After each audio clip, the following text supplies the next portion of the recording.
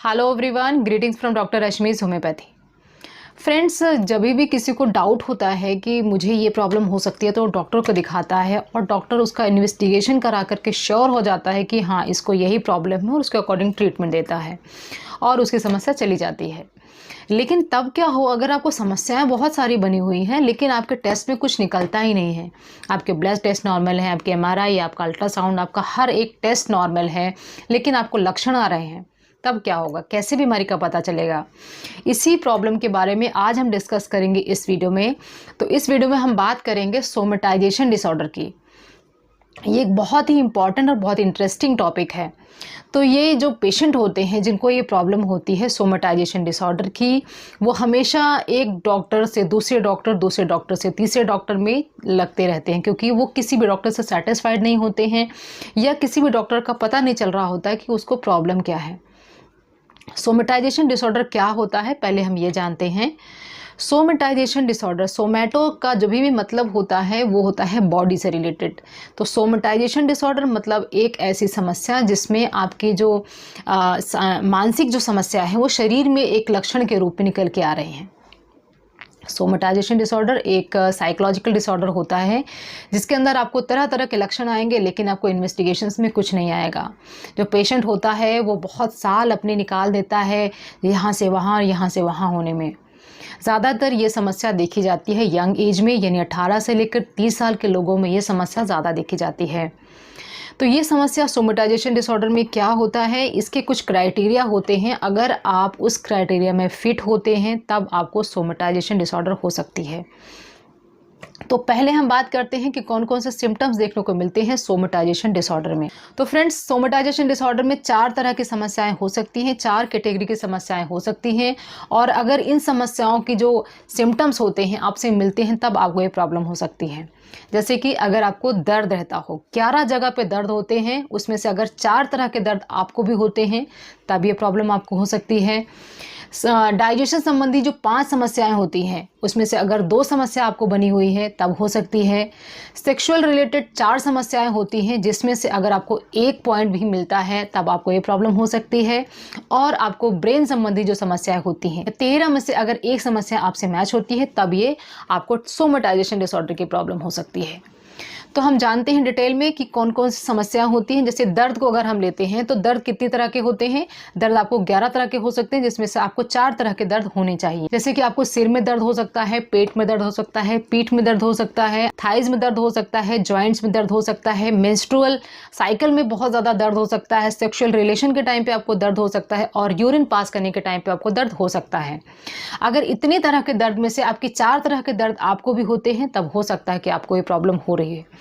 और इसके साथ एक चीज़ और देखनी होती है कि इन दर्दों का कोई कारण नहीं मिलेगा, आपको कोई भी रीज़न नहीं बन के आएगा कि आपको ये दर्द क्यों होते हैं, लेकिन आपको ये दर्द होते हैं और आप इन दर्द को महसूस करते हैं और बहुत ज़्यादा परेशान होते हैं। इसके अलावा जो डाइजेशन संबंधी समस्या होती है उसमें से 5 में से अगर 2 समस्या आपसे मिलती है, जैसे कि अगर आपका जी मचलाता है, आपका गैस बहुत ज़्यादा बनती है, वॉमिट करने का आपको बहुत मन करता है, आपको कॉन्स्टिपेशन हो जाती है बार बार, या आप बहुत ज़्यादा खाने पीने की चीज़ों में बहुत सेंसिटिव हैं, थोड़ा सा भी कुछ एक डिफरेंट चीज़ खा ले तो आपको प्रॉब्लम्स बढ़ जाती हैं।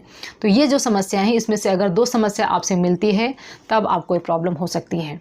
जो तीसरी कैटेगरी होती है वो होती है ब्रेन संबंधी। ब्रेन संबंधी में अगर 13 में से 1 समस्या आपको मिलती है तब आपको प्रॉब्लम हो सकती है। जैसे कि अगर आपको एटैक्सिया की प्रॉब्लम है, मतलब आपका बैलेंस अच्छा नहीं बनता है, आँखों से डबल दिखता है, आँखों से दिखने में प्रॉब्लम होती है, धुंधला दिखता है, आपके हाथ पाँव अच्छे से काम नहीं करते हैं, बर्निंग होती है, झुनझुनी होती है, कानों से आपको ज़्यादा सुनाई देता है, बहुत ज़्यादा सेंसिटिविटी हो गई है, आँख से आपको कई बार आपको दिखता नहीं है या ब्लाइंडनेस थोड़ा टाइम के लिए आपको आ जाती है, एकदम फॉग हो जाता है, मेमोरी बिल्कुल बहुत ज़्यादा वीक हो गई, कंसंट्रेशन बहुत पुअर हो गया है, गले में कुछ ऐसा लगता है कुछ फंसा हुआ है, या कई बार ऐसा लगता है कि मैं उसको निगल लूँ वो अंदर की तरफ नहीं जाता है, आवाज़ निकालने में समस्या हो सकती है, वॉइस में प्रॉब्लम हो सकती है। लास्ट में बात करते हैं सेक्सुअल प्रॉब्लम की। तो अगर आपको 4 तरह की सेक्सुअल प्रॉब्लम में एक सेक्सुअल प्रॉब्लम आपको है तो आपको सोमेटाइजेशन डिसऑर्डर की प्रॉब्लम हो सकती है। सोमेटाइजेशन डिसऑर्डर के लिए आपको या तो पीई की प्रॉब्लम हो सकती है, जिसको हम प्रीमैच्योर इजैकुलेशन बोलते हैं, या ईडी की प्रॉब्लम हो सकती है, इरेक्टाइल डिसफंक्शन जिसको बोलते हैं, मेंस्ट्रुअल पेन, बहुत ज़्यादा मेंसेस में पेन होता है या बहुत ज़्यादा फ्लो होता है, या इसके साथ में जिन लोगों को प्रेगनेंसी होती है उसको हाइपर एमेसिस ग्रेविटारियम यानी बहुत ज़्यादा वॉमिटिंग होती है। तो उन सारी समस्याओं में ये प्रॉब्लम हो सकती है। तो ये 4 कैटेगरी के अंदर जो वेरिएशंस हैं वो, और इसमें से अगर पर्टिकुलरली आपसे सिम्टम्स मैच होते हैं so you can be a victim of somatisation disorder. अब प्रॉब्लम क्या होती है कि पेशेंट को ये समझ में नहीं आता है कि उसके दिमागी सोच से ये प्रॉब्लम बढ़ती है। तो फ्रेंड्स, उसको समझने के लिए हम ऐसे समझ सकते हैं कि अगर आपके दिमाग में कोई भी एक ख्याल आ जाता है तो अचानक से आपको फील होता है कि हार्ट बहुत तेज़ी से धड़क रहा है, ब्लड प्रेशर मुझे बढ़ा हुआ सा लग रहा है, हेडेक आपको होने लगे। तो ये सब कुछ सिर्फ आपकी सोच से आता है। तो हमारे ब्रेन में हमारी जो थिंकिंग होती है उन सब से भी हमारी बॉडी में बहुत ज़्यादा चेंजेस आते हैं। तो अगर आपकी मानसिक समस्या है, उसके कारण आपके शारीरिक लक्षण आ रहे हैं, तो इसको हम बोलते हैं सोमेटाइजेशन डिसऑर्डर। प्रॉब्लम ये होती है कि डॉक्टर के पास आप जाते रहते हैं, डॉक्टर से डॉक्टर चेंज करते रहते हैं, इन्वेस्टिगेशंस कराते रहते हैं, फाइलें आपकी बढ़ती रहती है, लेकिन समस्या आपकी ख़त्म नहीं होती है। तो आप इस वीडियो को देख करके आप समझिए कि आपको ये प्रॉब्लम है या आपके किसी जानने वाले को ये प्रॉब्लम है, तो ज़रूर उसके साथ इस वीडियो को शेयर करें। और सिम्टम्स के बारे में बात करेंगे तो फ्रेंड्स, इसमें क्योंकि कोई इन्वेस्टिगेशन करानी नहीं होती, पेशेंट सब कुछ पहले से ही करा के आया हुआ होता है, तो हम इन्वेस्टिगेशंस में नहीं जाएंगे। हर एक चीज़ का उसके पास इन्वेस्टिगेशन होता है। इवन ये जो पेशेंट होते हैं हर तरह की दवाइयाँ खा चुके होते हैं, उनको पेन किलर्स भी उनके ऊपर काम नहीं आते हैं। वो उनके पास लिस्ट होती है दवाइयों की जो वो ले चुके होते हैं। इवन कई पेशेंट तो ऐसे होते हैं जो हमारे पास आते हैं, उन हर दवाई का नाम भी पता होता है, इसके लिए मैंने ये लिया, इसके लिए मैंने ये लिया, फिंगर टिप्स पे होते हैं उनके नाम, वो फटाफट से सब कुछ बता देते हैं, क्योंकि बहुत लंबे समय से वो दवाइयाँ खा रहे होते हैं लेकिन उनकी समस्या का समाधान नहीं हो रहा होता है। और फ्रेंड्स, ये जो पेशेंट होते हैं बहुत ज़्यादा इमोशनल होते हैं, क्योंकि इमोशन होने वाली बात भी है, क्योंकि ये जो पेशेंट होते हैं ऑलरेडी बहुत फ्रस्ट्रेटेड होते हैं, बहुत ज़्यादा सफरिंग उनको हो चुकी होती है। बॉडी तो उनकी सफ़र कर ही रही है लेकिन वो सफरिंग ज़्यादा होती है कि कोई भी पेशेंट, कोई भी डॉक्टर उनका समस्या का समाधान नहीं कर पा रहा है। उनको कई बार उम्मीद ख़त्म हो जाती है कि उनकी प्रॉब्लम सही होगी। तो ये पेशेंट अपने सिम्टम्स बताते बताते रोने लगते हैं, बोलते हैं मुझे इतना ज़्यादा दर्द होता है, प्लीज़ मुझे इस दर्द से बाहर निकाल लो। तो इस तरह की समस्या देखी जाती है। तो बहुत ज़्यादा वो सेंसिटिव होते हैं, रोने लगते हैं और गिड़गिड़ाने लगते हैं कि प्लीज़ मुझे सही कर दो। तो फ्रेंड्स, ये जो प्रॉब्लम होती है इसको सही करने के 4 तरीके होते हैं। एक है मेडिटेशन, एक है मेडिकेशन, एक है रिलैक्सेशन टेक्निक और दूसरा है सीबीटी। तो फ्रेंड्स, मेडिटेशन बहुत इंपॉर्टेंट है, क्योंकि ये जो समस्या होती है ये आपके मानसिक कारणों से निकल के आती है, तो इसमें मेडिटेशन बहुत ज़्यादा इंपॉर्टेंट है। कुछ कारणों के बारे में बात कर लेते हैं कि आपको ये सोमेटाइजेशन डिसऑर्डर क्यों होता है। तो अभी तक जो सबसे ज़्यादा लोगों के, डॉक्टरों के अप्रोच में आया है जो केस, वो है कोई भी आपको डीप सीटेड इमोशनल ग्रीफ होगा। कोई भी जो भी कारण निकल के आते हैं उसमें हमेशा ये निकल के आता है, कोई भी ऐसा दुख होगा जो आप किसी से शेयर नहीं कर पाते होंगे, जिसने आपको बहुत ज़्यादा अफेक्ट किया होगा, जिसके बारे में आप हमेशा सोचते रहते हैं लेकिन कुछ कर नहीं पाते हैं। तो जो डीप सीटेड कोई दुख होता है, कोई अवसाद होता है, उसके कारण ये प्रॉब्लम होती है। इसके अलावा जेनेटिक भी देखा जाता है कई लोगों में। जिन लोगों की फैमिली में ऐसी व्यवहार संबंधी समस्या होती है उनके यहाँ पे ज़्यादा केसेस देखे जाते हैं।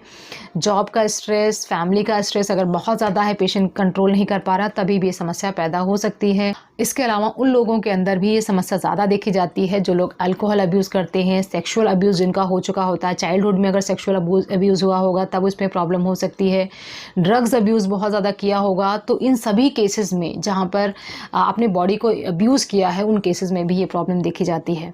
तो सोमेटाइजेशन डिसऑर्डर का ट्रीटमेंट होम्योपैथी में कैसे होता है, अब हम ये जानते हैं। तो फ्रेंड्स, होम्योपैथी में जैसा कि अगर आप मेरी वीडियोस को फॉलो करते होंगे तो मैंने हर वीडियो में यही बताया है कि हर एक समस्या का समाधान सिर्फ और सिर्फ कॉन्स्टिट्यूशनल ट्रीटमेंट होता है। अगर आप किसी डॉक्टर के पास जाते हैं और वो उसको आपको एक सिम्टम के ऊपर एक दवाई आपको पकड़ा देता है, तो इससे आपका कोई भी इलाज आपको नहीं होने वाला है जब तक कि आपकी पूरी हिस्ट्री नहीं ली जाए। सोमेटाइजेशन डिसऑर्डर के अंदर जब हमारे पास पेशेंट आता है या पेशेंट हमसे ऑनलाइन कंसल्टेशन लेता है, तो हम उसको पूरा टाइम दे करके उसके बारे में पूछते हैं उसकी पूरी जितनी ज़्यादा से ज़्यादा हिस्ट्री हम उसकी जान सकते हैं उतना ही ज़्यादा अच्छा होता है इसके इलाज के लिए। तो हम जब पेशेंट से बात करते हैं तो मोस्टली मेरे साथ ऐसा होता है कि जब मैं पेशेंट से बात करती हूँ तो पेशेंट फ़ोन पे ही रोने लगते हैं, क्योंकि वो उनको लगता है कि उनका इलाज अब हो पाना बहुत मुश्किल है, फिर भी वो एक चांस लेते हैं। तो वो अपने दुःख को जब व्यक्त करते हैं तो उनकी एक तरह से हल्कापन बहुत ज़्यादा महसूस करते हैं, और साथ के साथ हम उनको काउंसलिंग भी देते हैं।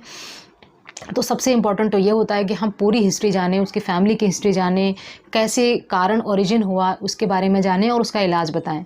तो सोमेटाइजेशन डिसऑर्डर के लिए हम पहले ही पेशेंट को बता देते हैं कि इसका इलाज ऐसा नहीं है कि आपको 10 दिन 15 दिन में आपको आराम मिल जाएगा, कम से कम 6 महीने से साल 2 साल तक समय लग सकता है, क्योंकि ये जो प्रॉब्लम होती है काफ़ी ज़्यादा क्रॉनिक होती है। पेशेंट हमारे पास आता ही बहुत देर में है, कम से कम 10 साल 15 साल तक ये समस्या झेलने के बाद ही हमारे पास वो आता है। सोमेटाइजेशन डिसऑर्डर की 2 कैटेगरीज़ के बारे में आपको बताना चाहूँगी। इसकी एक कैटेगरी है आईबीएस, दूसरी कैटेगरी है फाइब्रोमाइल्जिया, जिसके लिए मैंने सेपरेट वीडियोज़ बनाई हुई हैं। तो आईबीएस भी आपके मानसिक कारणों से पैदा होने वाली समस्या है, और फाइब्रोमाइल्जिया भी बिल्कुल ऐसी समस्या है जिसमें आपको शरीर में बहुत दर्द होता है, अनबियरेबल पेन होता है, लेकिन कोई कारण नहीं होता है। तो फ्रेंड्स, अब हम बात करते हैं सोमेटाइजेशन डिसऑर्डर में दी जाने वाली कुछ इंपॉर्टेंट होम्योपैथिक दवाओं की, और साथ के साथ मैं आपको इसके एक केस के बारे में भी बताऊँगी। सबसे पहले हम मेडिसिन के बारे में बात करते हैं। तो मेडिसिन का जो सबसे इम्पॉर्टेंट जो कॉन्सेप्ट होता है वो कॉन्स्टिट्यूशनल होता है, बट यहाँ पर कुछ फ्रंट लाइन मेडिसिन के बारे में बात कर लेते हैं। जैसे कि एक मेडिसिन होती है आर्निका। आर्निका होती है अगर आपको पूरे शरीर में ऐसा लगता हो जैसे शरीर को किसी ने पीटा हो, अच्छी तरह से, जैसे एक डंडे से पिटाई हुई हो, ब्रूइज्ड काइंड ऑफ पेन हमेशा रहता है उसको, तो ऐसे केसेस में हम आर्निका देते हैं। और आर्निका पुराने से पुराने दर्दों में भी आराम देने वाली दवा है। आर्निका ऐसा नहीं है कि सिर्फ चोट लगने के बाद दी जाती है, आर्निका दर्द के लिए दी जाती है अगर ये दर्द बहुत लंबे समय से बना हुआ है। तो आर्निका को हम डिपेंड करता है कि किस पोटेंसी में या पेशेंट की एज क्या है उसके अकॉर्डिंग देते हैं। मोस्टली हम इसको 30 पोटेंसी में दे सकते हैं। इसके अलावा फ्रेंड्स, एक मेडिसिन होती है रैननक्लुलस बल्बोसस। ये जो मेडिसिन होती है इसके अंदर पेशेंट को ऐसा लगता है कि चेस्ट के एरिया में, छाती में उसको चुभने जैसा दर्द होता है, सुइयाँ जैसे चुभ रही हैं, और कंस्ट्रिक्शन महसूस होता है, जैसा लगता है कोई एक भार सा है, कोई चीज़ है जो उसको दबा रही है। तो ऐसे सेंसेशन अगर रहती है तो उसमें हम रैननक्लुलस बल्बोसस देते हैं। एक दवा जो कि सोमेटाइजेशन डिसऑर्डर में बहुत अच्छा काम करती है वो है वलेरियाना। वलेरियाना को हम देते हैं अगर पेशेंट के अंदर हिस्टेरिकल सिम्टम्स आ रहे हैं, पेशेंट जो चीज़ बता रहा है, बताते बताते कई बार उसको थोड़ा फेंट महसूस करने लगता है, बहुत ज़्यादा चीज़ों को एग्जेजरेट करके बताता है, बढ़ा चढ़ा करके बताता है, क्योंकि वो ये चाहता है कि मेरा फेवर हो जाए, कहीं मेरा जो, अगर मेरी डॉक्टर ने अगर मेरी बात को हल्के से ले लिया तो शायद उतनी अच्छी दवा नहीं मिलेगी, तो अपनी बातों को मैं और इंटेंस करके अगर बताऊँगी तो मुझे ज़्यादा अच्छी दवा मिल पाएगी। तो ऐसे केसेस में हम वलेरियाना देते हैं। वलेरियाना के अंदर पेशेंट को ऐसा लगता है कि जैसे एक गैस का गोला है वो जो नीचे से ऊपर की तरफ आता हुआ सा महसूस होता है, और पेशेंट ऐसा बताता भी है कि गैस का गोला मेरे यहाँ फंसा हुआ है, यहाँ फंसा हुआ है, ऐसा करके। तो ऐसे केसेस में हम वलेरियाना देते हैं। वलेरियाना की जो मेडिसिन होती है कई बहुत ज़्यादा उसकी स्मेली होती है, ऑफेंसिव होती है, उसकी स्मेल अकेले ऑफेंसिव होती है, बट ये मेडिसिन बहुत ज़्यादा अच्छी है, बहुत इसका अच्छा इसका रिजल्ट रहता है। इसको हम मदर टिंचर फॉर्म में या 30 पोटेंसी में दे सकते हैं। नेक्स्ट एक मेडिसिन जो कि हम ऐसे केसेस में देते हैं वो है सिमसिफ्यूगा, जिसका दूसरा नाम है एक्टिया रेसिमोसा। ये मेडिसिन कब देते हैं? जब आपके शरीर में मस्कुलर पेन्स होते हों, छोटी छोटी हड्डियाँ, ये हड्डियाँ आपकी हो गई, ये रिस्ट जॉइंट हो गए, या आपके ये जो एल्बो जॉइंट्स हो गए, इन सब में बहुत दर्द रहता हो, और ये जो दर्द होता है हर वक्त रहता हो, और उस केसेस में जब फीमेल्स को मेंसेस से रिलेटेड भी प्रॉब्लम रहती है तो ऐसे केसेस में हम सिमसिफ्यूगा दे सकते हैं। सिमसिफ्यूगा को याद रखिए कि सिर्फ और सिर्फ छोटे जॉइंट्स में जब पेन होता है, बहुत ज़्यादा सीवियर पेन होता है, उनके केसेस में हम देते हैं। इसके अलावा एक और मेडिसिन है वो है कालमिया। कालमिया हम देते हैं अगर आपके जॉइंट्स अफेक्टेड हो रहे हैं। तो जॉइंट्स अफेक्टेड के केस में, जो कि आपके सबसे पहले आपके एंकल जॉइंट्स अफेक्टेड होंगे, फिर आपके नी जॉइंट्स अफेक्टेड होंगे, तो ऐसे केसेस में हम कालमिया देते हैं। These are few homoeopathic medicine जो कि एक फ्रंट लाइन मेडिसिन का काम करती हैं, लेकिन ज़रूरी है कि आपका पूरा केस लिया जाए और उसके अकॉर्डिंग ही आपको ट्रीटमेंट दिया जाए। तो फ्रेंड्स, ये सारी इन्फॉर्मेशन थी सोमेटाइजेशन डिसऑर्डर की। अगर आप किसी को जानते हैं जिनको ये प्रॉब्लम हो सकती है कि सालों सालों तक वो ट्रीटमेंट ले रहे हैं लेकिन उनको आराम नहीं मिल रहा है, तरह तरह के टेस्ट करा रहे हैं, बीमारी नहीं पता लग रही है, तो ज़रूर एक बार कंसिडर करें कि हो सकता है ये प्रॉब्लम आपके दिमाग से संबंधित हो। तो फ्रेंड्स, अब मैं आपको बताने वाली हूँ एक बहुत ही इंटरेस्टिंग केस जो सोमेटाइजेशन डिसऑर्डर का है। ये केस है मेरे पास राजस्थान से एक फ़ीमेल पेशेंट ने कंसल्ट किया, और वो एक स्कूल टीचर हैं। तो उनको ये प्रॉब्लम थी कि उनके शरीर में 24 घंटे दर्द बना रहता है और सुबह उठने के बाद से दर्द शुरू होता है, धीरे-धीरे तक दर्द बढ़ता रहता है और शाम होते-होते दर्द बहुत ज़्यादा बढ़ जाता है। जब वो स्कूल जाती हैं तो उनको चॉक से हैंड राइटिंग करने में या पेन से जो भी है हैंड राइटिंग करने में प्रॉब्लम होती है, बोर्ड पे लिखने में या सीट पे बैठने में प्रॉब्लम होती है। वॉकिंग करते-करते थोड़ा-सा वो ठीक रहती हैं, लेकिन सीट पे वो बैठ नहीं सकती हैं। घर आने के बाद उनकी समस्या बहुत ज़्यादा बढ़ जाती है। जब पूरी तरह से केस टेकिंग किया गया, हर बात उनसे जाननी चाहिए, पूछी गई, क्योंकि हम हर एक केस टेकिंग में पूरी डिटेल्स में जाते हैं। तो उस पेशेंट ने बताया कि घर आने के बाद उसके ऊपर प्रेशर बढ़ जाता है, काम करने का स्ट्रेस हो जाता है। उसको लगता है कि वो ज़्यादा से ज़्यादा काम उसको करना है, लेकिन उसकी बॉडी सपोर्ट नहीं करती, तो मेरी फैमिली वाले क्या करेंगे, मेरी जो इन-लॉज़ हैं वो मेरे को क्या बोलेंगे। और ये समस्या पिछले 10 साल से उसके साथ बनी हुई थी। बहुत सारे टेस्ट कराए और उसको लगा कि शायद मेरे शरीर में कोई प्रॉब्लम है, बहुत वीकनेस है, तो टेस्ट करा लेते हैं। उसके बाद दवाइयाँ लेने के बाद मैं ठीक हो जाऊँगी तो घर का काम कर पाऊँगी, लेकिन टेस्ट में कुछ भी नहीं निकलता, बॉडी पेन्स बने ही रहते हैं। उसको इस बात की समस्या थी कि अगर वो काम नहीं कर पाएगी तो घरवाले क्या बोलेंगे, और क्योंकि टेस्ट में भी कुछ नहीं निकल रहा था तो घरवालों को ये समझाने में बहुत मुश्किल हो रहा था कि उसको कोई प्रॉब्लम है। घरवाले तभी मानते जब उसके टेस्ट में कुछ निकल के आता, तो ये बहुत बड़ी समस्या थी। तो ये केस था एक सोमेटाइजेशन डिसऑर्डर का, जो कि एग्रेवेट हो जाता था प्रेशर से। घर वालों की जो टेंशन होती है, काम करने का जो एक जिम्मेदारी होती है, रिस्पॉन्सिबिलिटी होती है, उसके कारण ये प्रॉब्लम बढ़ जाती थी। स्कूल जाने पे उसकी प्रॉब्लम थोड़ी कम हो जाती थी। तो पूरी केस टेकिंग करने के बाद एक पर्टिकुलर होम्योपैथिक मेडिसिन दी गई उसके कॉन्स्टिट्यूशन के अकॉर्डिंग। तो ऑल्दो ये केस अभी हमारे पास 9 मंथ्स ओल्ड हो चुका है, 9 मंथ पूरे हो चुके हैं इस समस्या को, लेकिन प्रॉब्लम काफ़ी हद तक बेटर हो चुकी है।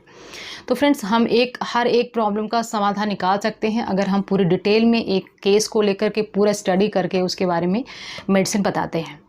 तो फ्रेंड्स, अगर आप मुझसे डायरेक्टली बात करना चाहते हैं, अपनी किसी समस्या के बारे में कुछ पूछना चाहते हैं, अपनी बीमारी के बारे में कोई समाधान जानना चाहते हैं, तो कॉल मी फॉर ऐप का यूज़ कर सकते हैं, जिसमें आप बिना किसी अपॉइंटमेंट के डायरेक्टली मुझसे बात कर सकेंगे। इसकी सारी डिटेल्स डिस्क्रिप्शन में दी हुई हैं।